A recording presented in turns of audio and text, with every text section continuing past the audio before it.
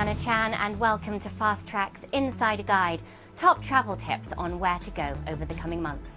I'm just back from the Atlas Mountains, where I stayed in the Aurica Valley, an ideal base in summertime when the mountains keep it cool, yet you're still within striking distance of Marrakesh's bustling Medina.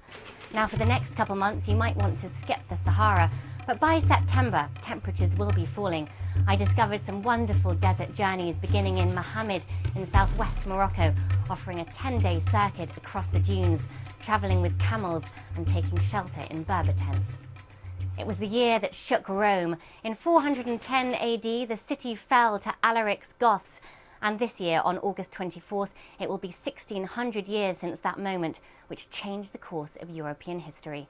A number of Rome's classical sites have recently been restored, but the city's also having a 21st century renaissance.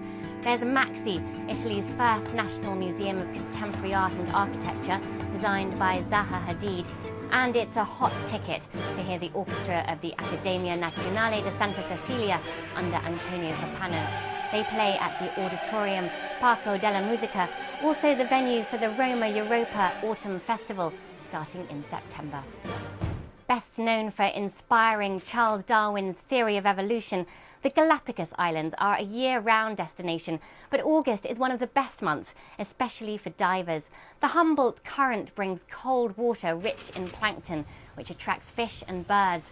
On land, animals are also more active at this time of year, and birds like the blue-footed boobies engage in spectacular courtship displays.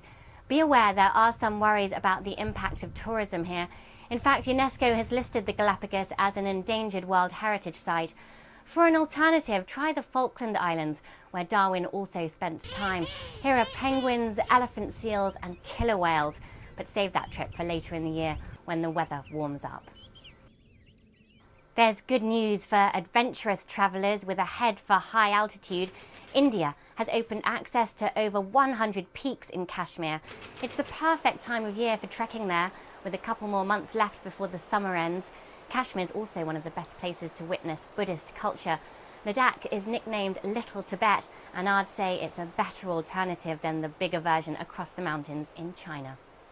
In July, the circus is coming to town. The Montreal Complètement Cirque will host feats of daring and sometimes folly in this Canadian city, which has become a breeding ground for big top spectacles and performing arts. There'll be jugglers, clowns and cabaret, all with a contemporary twist. One exhibition to catch will be the Dreamweavers at the McCord Museum, showing costumes by Cirque du Soleil, themselves based in Montreal. And if you haven't seen Cirque du Soleil's show Love, a tribute to the music of the Beatles, mark it down for your next trip through Las Vegas, where it's playing at the Mirage.